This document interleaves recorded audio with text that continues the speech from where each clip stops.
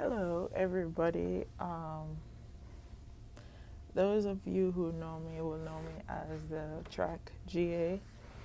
Others, others of you who don't quite know me would probably refer to me as the mean rotisserie girl that works in the calf. But I am, like I said previously, I'm the track GA. My name is Samantha Williams. Most people know me as Sam. I'm from Kingston, Jamaica, and a graduate of the University of Miami, and now pursuing my master's degree through Tabor, Wichita. Um, a little about my story. First of all, when Ryan asked me to speak for chapel, I was like, heck no, in my mind. But kind of in the same way of when he sent that email about listening to other people's stories, I felt a need to be obedient. At first, I was like, other people will send him stories. I don't need to. And then I just felt that tug on my heart, like, do it, do it, do it. And then when he said, can you share in chapel? I was like, speak in front of everybody? No, but then I couldn't say no. I couldn't say no. And I feel like this is me being obedient to God in terms of sharing my story. It may be able to help somebody who has been or probably is going through the same situation as I have. So a little bit about what I told him and how I even ended up here, which is what most people tend to ask anyway. So after graduating, finishing my undergrad, I knew I wanted to go to grad school. And so I prayed and I asked God, I was like, please, open up a avenue for me to be able to do my master's. I completed my undergrad as an athlete, and so my undergrad was fully funded, and I knew that to do graduate school, I'd need the same kind of channel. So being a former athlete myself at such a prestigious institution, I knew that I could probably use my experience to, be able to open up funding in that way. So I started applying for GA positions just to be a track coach. I thought nothing of it. I was like, God, if I'm going to go back to grad school, this is how it's going to be paid for. And so I just started applying, and that was my simple prayer. God, get me into a master's program where I could be a GA track coach. And that was it. And so I ended up here, which taught me a lesson about praying specifically about what you want. You ask God for things, and it's always like, God, give me this, God, give me that. But you don't ever ask him about what you want and how you want it, which is what he demands for us to do. And so sometimes you end up in situations like me being here. And so I must admit, for the first few weeks or months, I was just miserable. I was just, I just wasn't happy. I was like, God, why here? Like, why would I be here? Coming from Kingston, Jamaica, which is a city, going to school in Miami, which was fast-paced city life, to here. And so I couldn't understand. I was angry, and I felt, I felt ungrateful for the fact that this was something I actually prayed for, and here it is that he has granted it to me, but instead I'm being so resentful. And so I noticed that this couldn't have been what he wanted from me in terms of my attitude. So I began to pray and open up my mind to hearing from God as, why here? Why did you bring me here? I know I'm introverted. I know that I'm shy. And so this is probably the ideal place for me to be, but I'm most comfortable in a city, fast-paced, a lot of things going on, busy lifestyle. So anyways, for the first few weeks or months, I wasn't hearing anything, which probably was just because I just didn't want to hear it. Like, God, I was just so upset with God, which sounded crazy to me, which just kind of calmed me down, and I had to find peace within myself. Okay, God, honestly, why am I here? And so in the midst of everything, I began to understand that all my life I have been so busy doing so many things that my relationship with God began to become very strained. I had less time to pray, I had less time to read, I had less time to be engaged with God because I was so busy fulfilling my happiness through so many other different avenues and channels of just being me. And so I soon realized that while praying for other things and praying concerning, you know, just life's challenges, he taught me that. He was like, I brought you here away from everything so that you could find me again. Here I was somewhere that I didn't have a car, there's no public transportation, no friends. What else was I gonna do besides leaving the calf, going to practice, working out, and then going home? That's been my life for the past 2 years. And so God took me away from everything. There's no distractions. There's nothing else I could do but find God. And so I soon learned that God allows you to hit rock bottom so that you can find that He is the rock at the bottom. And so my relationship grew with Him tremendously. I began to learn so many things about myself that I would never have learned in an environment that would allow me to be busy and doing things and just not having that time to just sit down and focus on God and, you know, find out from Him what I needed to do and where I needed to be. So in that regard, I grew a lot. Like I said, it went from God, why, from I wonder why this, or how comes this, to God show me why or tell me why. And it was so profound that I could hear the voice of God, or He would speak to me through the Bible concerning so many things that I have had questions for, not just now, but years leading up to this point. So I've learned so much about the principles of just faith, perseverance, and trust, and knowing that ultimately God has a plan for everything. There's a reason behind things, although we may not want to learn it this way. It's how we grow through what we go through that will help us to mature, not just as persons, but spiritually in our relationship with God. So I'm so grateful for that in that capacity, though it does not seem like that a lot. I have grown, and people ask, if you could do it all over again, would you? And oftentimes, immediately in my mind, I go no. But for what I have accomplished personally for myself here, I couldn't have done it anywhere else. And so apart from learning the lesson of praying specifically what you want when you pray for it, I've also learned about perseverance. Just going through days when I just thought, I couldn't do this, I can't do this anymore, to just leaning so much on God and opening up my mind and my eyes to see that there's always something bigger than this. It's not just in this moment, there's something towards the end. And so as I wrap up my time here at Tabor, I'm certainly not the female that walked on campus in the fall of 2016.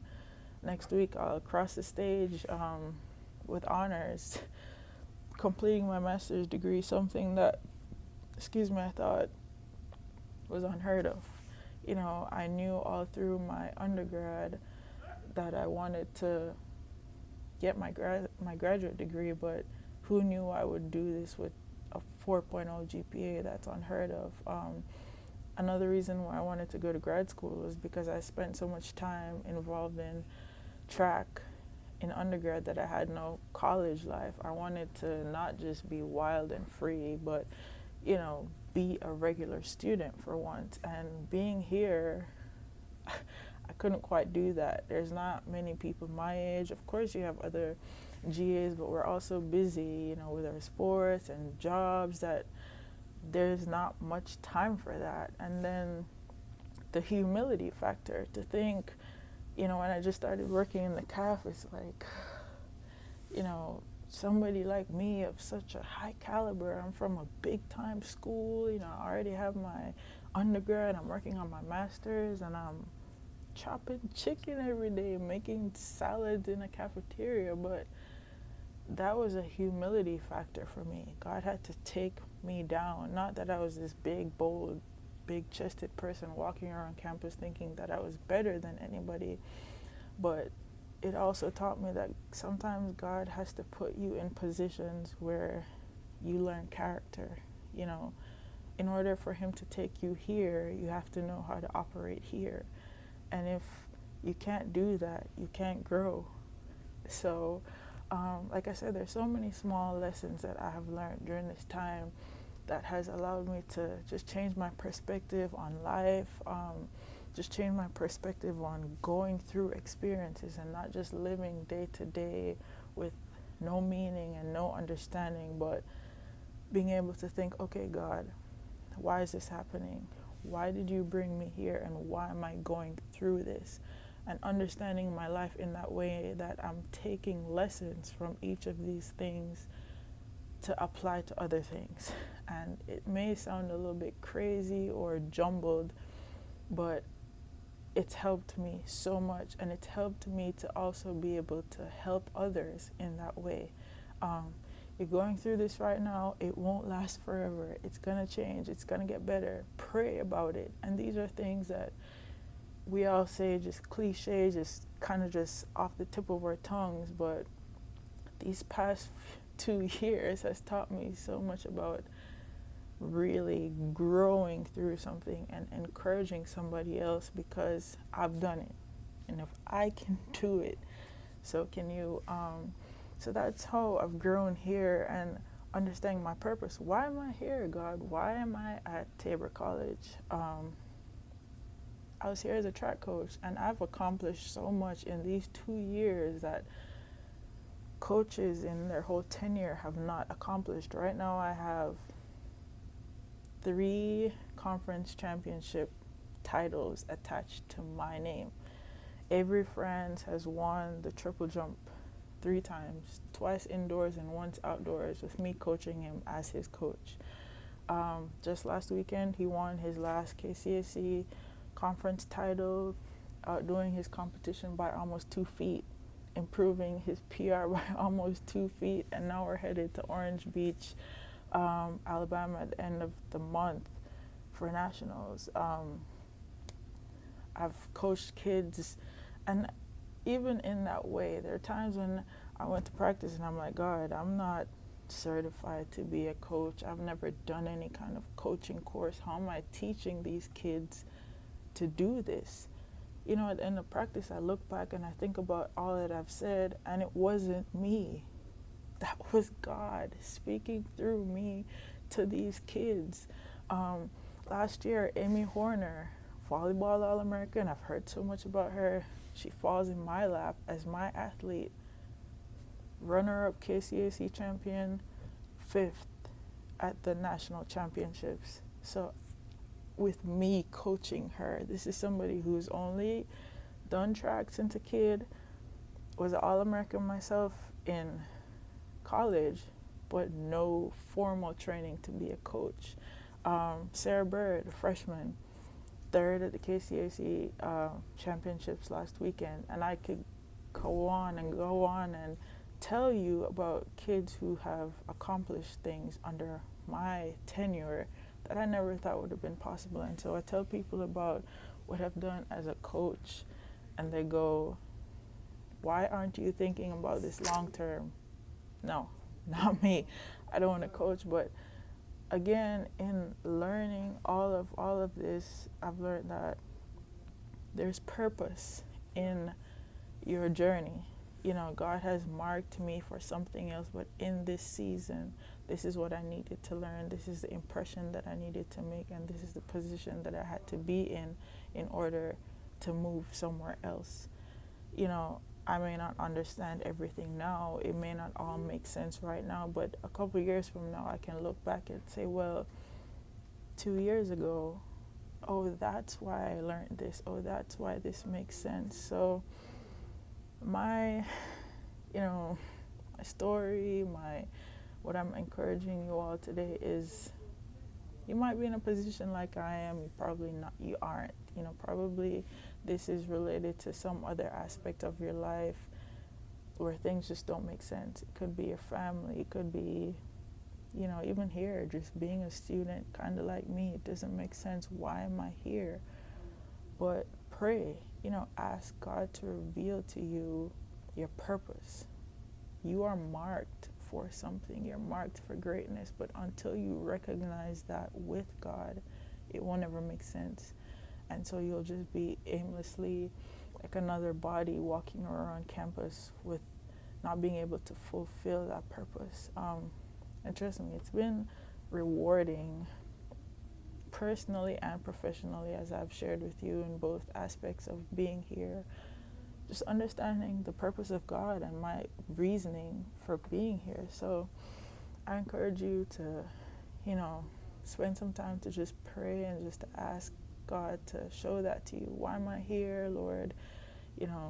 Reveal to me the purpose of my story and ask him to help you to be obedient in that. And that's one of the hardest parts, is being obedient.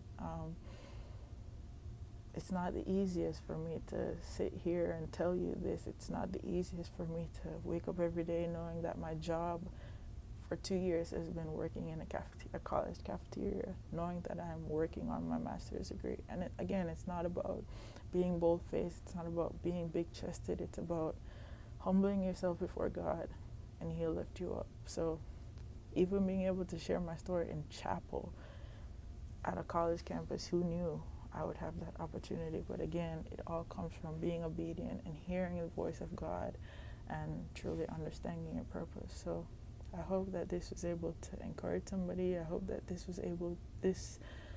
I was able to help you to learn from me or be an encouragement to somebody else who needed to hear this.